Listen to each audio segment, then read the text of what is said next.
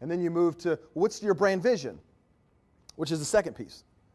And brand vision is more like, what are the 12 to 24 month goals that I really want to see happen with my overall brand? If we're having the same conversation next year, Justin, you say, here's what happened with my brand, here's what I accomplished, and here's what it's doing now.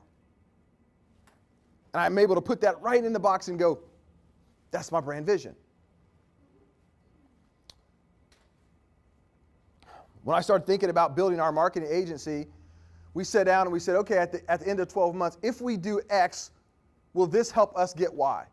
And so we established the fact that for me personally, which is slightly different than the company, but was if I became the most respected personal brand guy in this city in a 3-hour radius, if I was able to do that with all the marketing and all the video and all the things that we're going to do, all the speaking, if we were able to accomplish that thing, would that take us and elevate our business to where we wanted to go? And we believe that.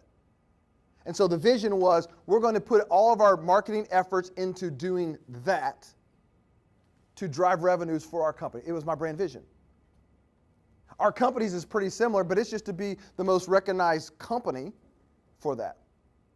So if we just pause for a second, you just took those two things, I want you to just to ask yourself, and this is rhetorical, but I want you to ask yourself, do I clearly understand my brand purpose, and have I transferred it into an actionable vision?